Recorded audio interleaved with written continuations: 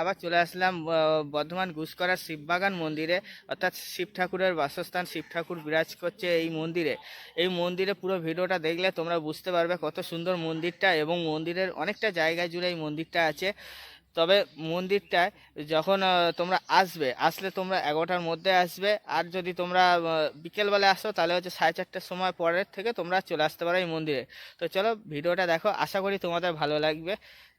তো চলো গাইস, যে মন্দিরের সামনে আমরা এসেছি সেটা শিব বাগান বাড়ি বা সোমনাথেশ্বর শিব বাবার মন্দির। এই যে মন্দিরটা সামনে এসেছি, তো এই টোটো দাদার সাথে এসেছিলাম।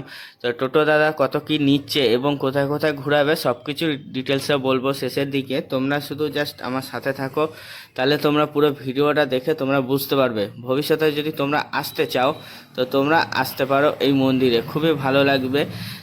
ভিডিওটা দেখে যদি একটু ভালো লাগে অবশ্যই সাবস্ক্রাইব করে পাশে থাকবে একটু সাপোর্ট দিয়ে। তো চলো মন্দিরটা দেখা যাচ্ছে। এই যে মন্দির, এই মন্দিরটা, তো মন্দিরের আগে তো ডান দিক করে গিয়ে তোমাদের আরও কী কী আছে সেই জিনিসগুলো তোমাদের দেখাচ্ছি। তো দেখতে পাচ্ছ ডান দিকে কি আছে। তো একটা কথা বলবো যে এই মন্দিরে আসতে গেলে কিছু টাইম আছে, সেই টাইমের মধ্যে তোমাদের আসতে হবে। টাইমটা তোমাদের অবশ্যই বলে দেবো। তো দেখছি এইখানে হোমযজ্ঞ করা হয় এবং এর ভিতরটা করে হয়। তো মন্দিরের ঠিক পাশেই আছে এই মন্দিরটা, এবং শিব বাবার যে ত্রিশূলটা তোমাদের দেখাবো। তো ত্রিশূলটা এখানে আছে। তো এই মন্দিরটা কিন্তু আরেকবার বলছি সোমনাথেশ্বর মন্দির আর শিব বাগান বাড়ি, যেহেতু এখানে চারিদিকে শুধু গাছপালা আছে। তোমরা দেখতে পাচ্ছ অনেকটা এরিয়া জুড়ে আছে এই মন্দিরটি ছোট হলেও অনেকটা এরিয়া জুড়ে আছে কিন্তু। তো চলো আর কি কি আছে তোমাদের দেখাচ্ছি। তবে এই মন্দিরে যে টাইমে, সে টাইমে আসতে পারিনি, তো দুঃখিত ওর জন্য, কারণ আমরা জানতাম না যে মন্দিরে একটা টাইম আছে, সেই টাইমে খোলে। তো যাই হোক, কিন্তু যে টাইমে গেছি সেই টাইমে একটু আগে আসলে হয়তো তোমাদের বাবার দর্শন করিয়ে দিতে পারতাম। দেখো লেখা আছে সোমনাথেশ্বর মন্দির। তো তোমরা কিছু মনে করবে না, তোমাদের সাপোর্ট থাকলে অবশ্যই পরের বার এসে তোমাদের বাবার তোমাদের দর্শন করিয়ে দেবো। এই ভোলে বাবার, ভোলা মহেশ্বরের, সোমনাথেশ্বর বাবার দর্শন করিয়ে দেবো তোমাদের। তো তার আগে তোমাদের দেখানোর একটাই উদ্দেশ্য, তোমরা জাস্ট জায়গাটা চেনো। তোমরা যদি আসতে চাও তো আসতে পারো।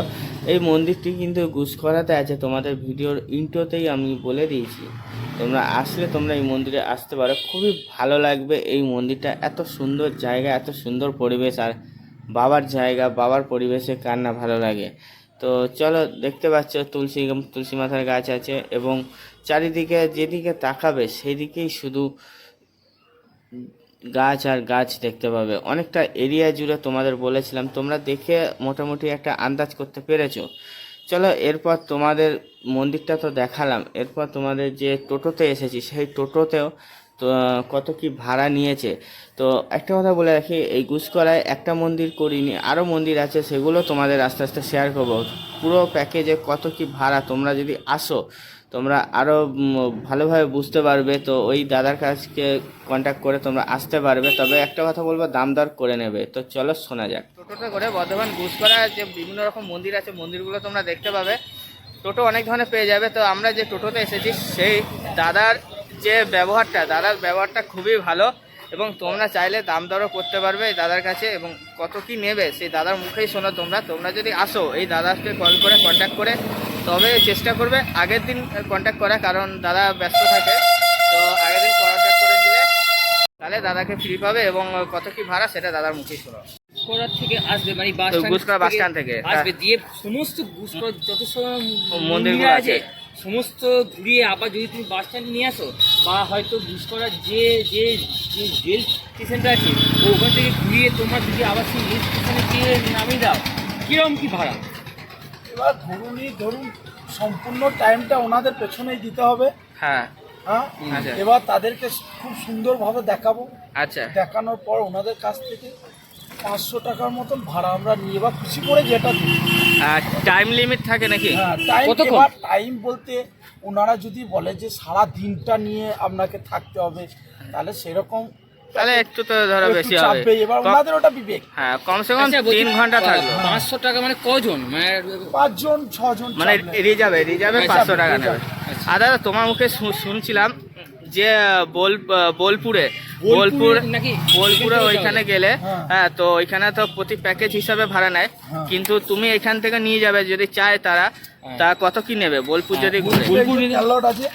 আচ্ছা, এই হচ্ছে নাকি তোমার ক্যালট? হ্যাঁ এই যে আচ্ছা সুরুলিয়া, রাজবাড়ি, আচ্ছা, কঙ্কালীতলা, কঙ্কালীতলা, সিজুনি, কোচিং মন্দির, আচ্ছা কাজ মন্দির, সোনাঝুরিয়া, হ্যাঁ কাজ মন্দির, সোনাঝুরি হাট, সাঁতার, আমার হ্যাঁ, বুদ্ধ মন্দির। হ্যাঁ বুদ্ধ, আচ্ছা, এই সমস্তটা নিয়ে কি এই এত সুন্দর সুন্দর মন্দিরগুলো তুমি ঘুরাবে? হ্যাঁ আচ্ছা, একটাও বাদ দিলে হবে না কিন্তু। না না না না, এই তাহলে এই এই- সমস্ত প্যাকেজ কত? ওই প্যাকেজ আপনার আমি এখান থেকে নিয়ে গেলে, আচ্ছা, এখান থেকে নিয়ে গেলে মাথা পিছু আমি 300 টাকা করে নিই। 300 টাকা করে। হ্যাঁ। আচ্ছা, মানে ধরো কেউ কেউ যদি বলে পুষ্করার যত সব মন্দির আছে প্লাস বোলপুরে যত সমস্ত জায়গায় সব কিছু ঘুরিয়ে এখান থেকে গিয়ে আবার এখানেই আসতে হবে, ওভারঅল কত একটা টোটো? এটা আপনার পড়বে আপনার মাথা পিছু প্রায় 400 টাকা করে পড়ে যাবে। 400 টাকা করে দিলে তোমার ঘুষকরা থেকে শুরু করে ঘুষকরা শেষ। এবারে দেখো, শেষ। অনেকে কি ভাববে যে যে তাহলে আমার গুসকর থেকে কেন যাবো, আমরা তো বোলপুর থেকেও তো যেতে আমার পারি। সাথে যোগাযোগ করতে পারেন, আচ্ছা। বোলপুর থেকে স্টেশন থেকে তুলে নিয়ে ঘোরাবো। আচ্ছা, আর বোলপুর স্টেশন, সেক্ষেত্রে বোলপুর স্টেশন থেকে ভাড়া কত? ওখান থেকে ভাড়া পড়বে আপনার যদি কঙ্কালীতলার সব পরে যেগুলো দেখালে সেগুলি ধরো গো। আর কি হ্যাঁ। দেখাবো, ওখান থেকে মাথা পিছু আমরা 200, আমরা এখান থেকে যে 200 টাকা করে নিই। মাথা পিছু 200 টাকা করে নেবে। 200 টাকা। আচ্ছা, আচ্ছা, খুবই সস্তা এবং দাদার ব্যবহারটা খুবই ভালো লাগলো, আমাদের আচ্ছা কাছে অনেক দাদা, কম নিল। বলছি যে যারা কি লাভ থাকবে, মানে কত পার্সেন্ট ছাড়? তাদের মধ্যে যেমন সেটা এটাই মানে সব থেকে কম করে তো করে, তুমি কম করে বললে। হয়ে যাবে। হ্যাঁ। নাহলে এমনি রেট তো আরো হয়। আরো হয়, আরো হয়। টাইম দিলে তো রেট হবেই। আচ্ছা, মানে আমাদের ভিডিও দেখে আসলে যদি বলে ইউটিউব থেকে আসছি আচ্ছা, তাহলে আরো কম হ্যাঁ। হবে। হ্যাঁ তাদের তো টাইম লাগবে। ঠিক আছে, ঠিক আছে, থ্যাংক ইউ দাদা। 9475 হ্যাঁ হ্যাঁ, বলো হ্যাঁ। তোমার নাম্বার বলো। 9475 925 2423 2423 96। 96। ঠিক আছে। ঠিক আছে। তো বন্ধুরা, ভিডিওটা দেখলে তো দুঃখিত, যেহেতু আমরা জানতাম না, বর্ধমান থেকে এসেছি তো জানতাম না যে মন্দিরের দরজাটা বন্ধ হবে। তো মন্দিরের দরজাটা খোলা যেত, তো বাবা সবে দরজাটা বন্ধ করেছেন, যিনি মন্দিরটা দেখাশোনা করেন সবে বন্ধ করেছেন, তো ওর জন্য আর খোলালাম না। তো তোমরা যদি দেখতে চাও তো তোমাদের যে টাইমে বলেছি আসার জন্য সেই টাইমে অবশ্যই এসো, তবে বাবার দর্শন অবশ্যই পাবে। তো তোমাদের দেখাতে পারলাম না, এর জন্য দুঃখিত। তো আশা করব পরের ভিডিওতে তোমাদের আরও সুন্দর সুন্দর আরও ভালো ভালো মন্দির দেখাবো, আর যদি কখনো আসি তোমাদের ভালোবাসা এই মন্দিরে অবশ্যই বাবা দর্শন করাবো। তো চলো এখনকার মতো রাখছি, দেখা হচ্ছে আবার নেক্সট ভিডিওতে। টাটা।